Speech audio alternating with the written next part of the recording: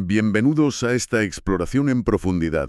Hoy nos vamos a adentrar en la figura de un papa quizá no tan conocido como otros, pero bueno, cuya labor fue realmente fundamental en los cimientos de la Iglesia primitiva, San Urbano I. Ujú. Tenemos sobre la mesa, pues, diverso material que analiza su pontificado, un periodo relativamente corto, entre los años 222 y 230 de nuestra era. Sí, La misión, digamos, que nos proponemos hoy es desentrañar cómo aprovechó una ventana de calma bastante inusual para sentar bases cruciales, bases para la organización interna y, sobre todo, me parece, para la acción social de la Iglesia en Roma. exacto. Y el contexto inicial ya es llamativo. Gobernó bajo el emperador Alejandro Severo. Las fuentes señalan una época de, sorprendente tolerancia hacia los cristianos. Sí, eso es clave. Parece que la madre del emperador, Julia Mamea, tuvo bastante que ver en esto, ¿no es así? Esta situación permitió un respiro que, debió sentirse casi como un milagro en aquellos tiempos. Efectivamente, esa paz relativa, como la describen las fuentes, fue un factor absolutamente determinante. Ya no era solo sobrevivir día a día bajo amenaza constante, que era lo habitual, ¿sabes? Claro, me imagino. Se abrió una oportunidad real. Una oportunidad para que la comunidad cristiana en Roma, que ojo, ya era numerosa y empezaba a tener cierta presencia social, Ajá. pues pudieran no solo respirar, sino consolidarse, crecer de forma más ordenada y fundamentalmente estructurar sus actividades internas. Vale, detengámonos aquí un momento. A ver, ¿qué implicaba concretamente esa paz relativa para un cristiano de a pie en la Roma del año 225, por ejemplo? ¿Podían construir iglesias a la vista? ¿O era más bien una tolerancia tácita? Una especie de no preguntar, no decir. Es una muy buena pregunta. Las fuentes sugieren que no fue una legalización formal, ni mucho menos.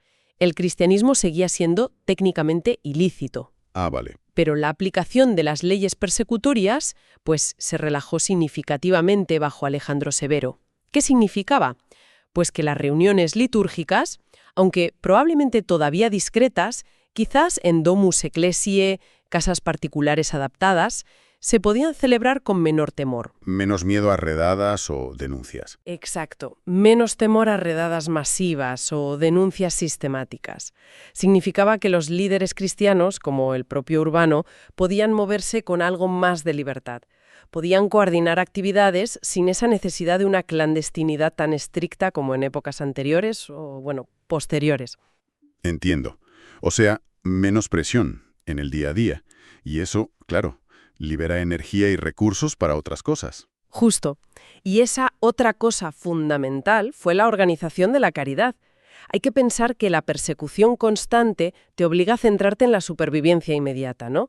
En esconderte, en apoyar a los presos. Lógico. Cuando esa presión disminuye, la comunidad puede mirar un poco más allá, hacia la estructuración de la ayuda mutua de una forma más visible y sistemática. Ya. Podían identificar mejor las necesidades dentro de la comunidad, viudas, huérfanos, enfermos, pobres, incluso el cuidado de los cementerios, y empezar a administrar los recursos comunes de manera más eficiente. Es un cambio de enfoque importante, la verdad. Y aquí llegamos a uno de los puntos que el material destaca con fuerza. El impulso de Urbano I a la caridad, organizada. Los textos insisten mucho en que no inventó la caridad cristiana, claro. No, eso viene de mucho antes. Hechos 6, ¿verdad?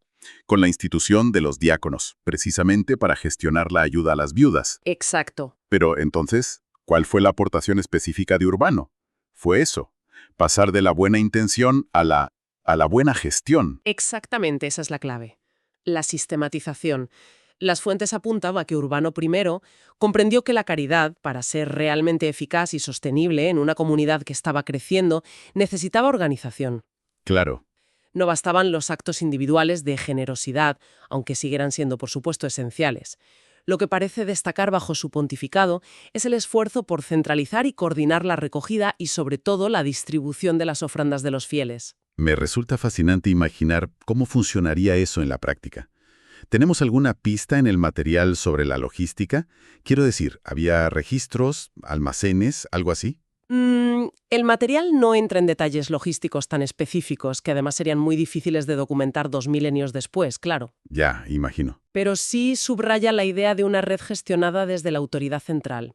O sea, el obispo, probablemente a través de los diáconos y otros ministros, pues se crearía un sistema para evaluar las necesidades y asegurar que la ayuda llegara regularmente a quienes realmente la necesitaban. Ajá. Piensa en distribución de alimentos, ropa, asistencia económica, cuidado de enfermos.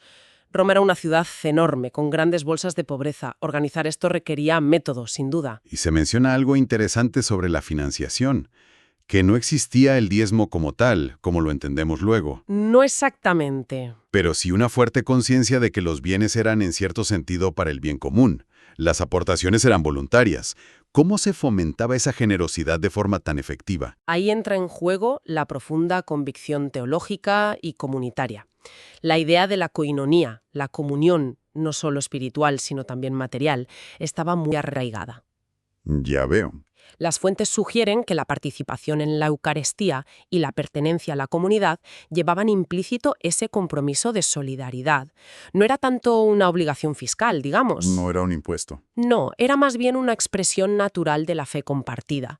El ejemplo de los líderes, la predicación constante sobre el deber de cuidar a los hermanos más débiles, eso haría el resto.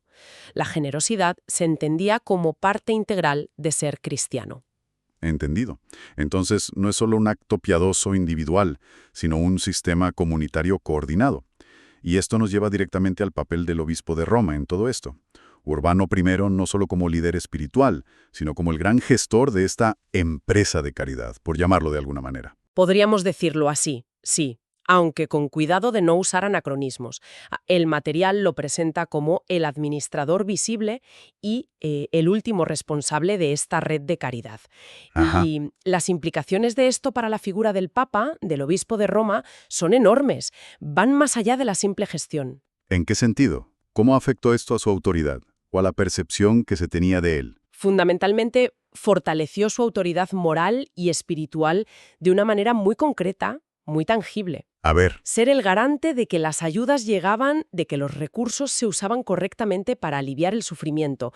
Eso le otorgaba un prestigio y una influencia inmensos, y no solo dentro de la comunidad cristiana de Roma, ¿eh? claro, me imagino que también hacia afuera. Pensemos que esta eficacia organizativa se convertía en un testimonio potentísimo hacia el exterior. Claro, la gente podía ver los resultados. No eran solo palabras o dogmas abstractos. Precisamente, la fe se demostraba con hechos tangibles y organizados. Esta capacidad de gestionar eficazmente los recursos para el bien común generaba confianza, cohesión interna y lealtad hacia la figura del obispo. Entiendo. Y, según sugieren las fuentes, esto empezó a consolidar la posición del obispo de Roma no solo como sucesor de Pedro en lo doctrinal, que también, sino como un modelo de liderazgo pastoral efectivo, preocupado por la justicia social práctica.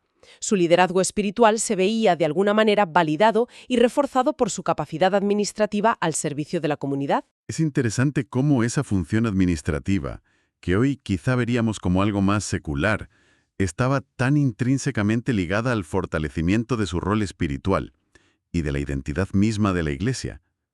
¿Fue este modelo de obispo administrador algo único de Roma en esa época? ¿O crees que se replicaba en otras grandes ciudades como Antioquía, Alejandría? Bueno, las fuentes que tenemos se centran sobre todo en Roma, lógicamente. Pero es muy probable que dinámicas similares se dieran en otras grandes comunidades cristianas. La caridad organizada era una característica reconocida del cristianismo en general, eso sí. Ujú. Sin embargo, la escala y la centralización que parece alcanzar en Roma bajo Urbano I y esa conexión explícita con la autoridad del obispo como garante final, eso sí parece darle un relieve particular. Roma, claro, como capital del imperio y sede de la memoria de Pedro y Pablo, ya tenía una proeminencia simbólica importante. Claro. Y esta eficacia organizativa no hizo sino reforzarla en la práctica. Le dio un peso específico. Ok, cambiemos ligeramente de tercio, aunque, bueno, ya has apuntado que está conectado. El material también menciona que Urbano I, sin ser un gran innovador doctrinal, sí puso énfasis en la vida litúrgica. Ujú. Habla de favorecer celebraciones más estables, más solemnes, consolidando la Eucaristía como centro neurálgico de la vida comunitaria. ¿Cómo encaja esto en el panorama general de su pontificado? Encaja perfectamente. A ver, si la caridad organizada fortalecía la estructura social de la Iglesia, por así decirlo, Sí, la liturgia fortalecía su identidad espiritual y su cohesión interna. Piénsalo. En un imperio tan vasto, con comunidades dispersas, tener ritos comunes celebrados con dignidad y regularidad era fundamental. Fundamental para crear y mantener un fuerte sentido de pertenencia, una identidad cristiana compartida por encima de las diferencias locales. claro, la unidad. Y esa unidad cultivada en la liturgia tenía un reflejo directo en la práctica caritativa de la que hablábamos antes. Absolutamente. Las fuentes sugieren una conexión muy profunda y además consciente entre ambas realidades. La Eucaristía, el sacramento de la comunión por excelencia, no se veía como un acto aislado, un paréntesis, No era solo ir a misa el domingo. ¿no? Era la fuente y la cumbre de esa vida de comunión que luego debía expresarse en la ayuda mutua. Participar del mismo pan y del mismo cáliz creaba un vínculo que exigía compartir también los bienes materiales con los hermanos necesitados. Era una consecuencia lógica. Me gusta esa imagen que sugiere el material. El altar y la mesa de los pobres como dos polos de una misma realidad. Como que la celebración alimenta la acción, y la acción da testimonio de lo que se ha celebrado. Exacto.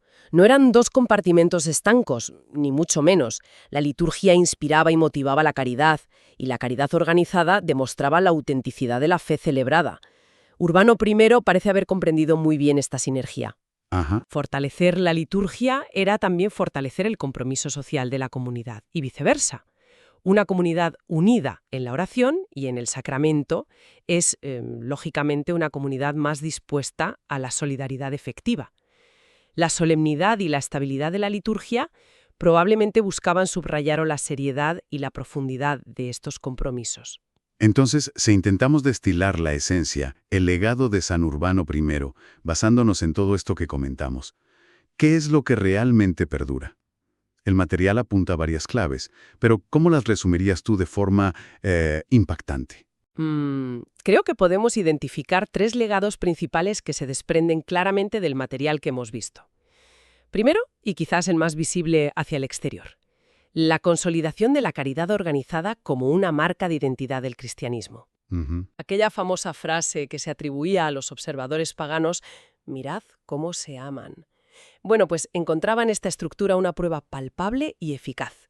La Iglesia no solo predicaba el amor, sino que lo administraba de forma que realmente cambiaba vidas. La organización misma se convirtió en una forma de apologética, ¿sabes?, de defensa de la fe a través de las obras. Es potente esa idea, sí. La estructura como testimonio. Sin duda. El segundo legado clave yo diría que se refiere al fortalecimiento del rol del obispo de Roma. Al convertirse en el garante visible de esta red de solidaridad y justicia social interna, su figura ganó un peso específico que iba más allá de la primacía doctrinal. Claro. Se sentaron las bases, quizás sin plena conciencia de las consecuencias a largo plazo, para que el papado fuera visto no solo como una autoridad espiritual, sino también como un actor con una capacidad organizativa y una influencia social considerables. Una especie de gobierno, entre muchas comillas, al servicio de los necesitados dentro de la propia comunidad. Un modelo de liderazgo integral, podríamos decir. ¿Y el tercero? Y el tercero es esa profunda conexión que Urbano I parece haber cultivado entre la liturgia y la caridad, entre la fe celebrada y la fe vivida. Demostró que el culto no era un fin en sí mismo, sino el motor de una vida comunitaria comprometida con la acción. Ujú. Y esto plantea una cuestión fundamental, que sigue resonando hoy. ¿Cómo pueden las estructuras prácticas, la organización, la administración eficiente, no solo coexistir con los valores espirituales, sino potenciarlos, hacerlos visibles y efectivos en el mundo?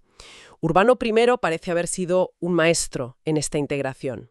Recapitulando entonces, San Urbano I emerge de las fuentes no tanto como un teólogo de grandes controversias doctrinales, que parece que no las hubo en su época, No especialmente. sino como un pastor y un organizador pragmático.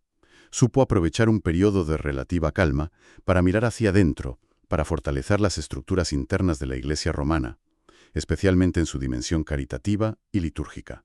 Es una lectura correcta. Es una lectura muy ajustada a lo que el material nos presenta así. Supo leer las necesidades de su tiempo, creo yo. En ausencia de la presión extrema de la persecución, no dedicó sus energías a la confrontación externa, sino a la consolidación interna. a poner la casa en orden. Algo así. Demostró que la Iglesia podía crecer en influencia y ser un factor de transformación social, no necesariamente a través de la polémica o el poder político directo, sino mediante la vivencia coherente y organizada del Evangelio del amor y la comunión.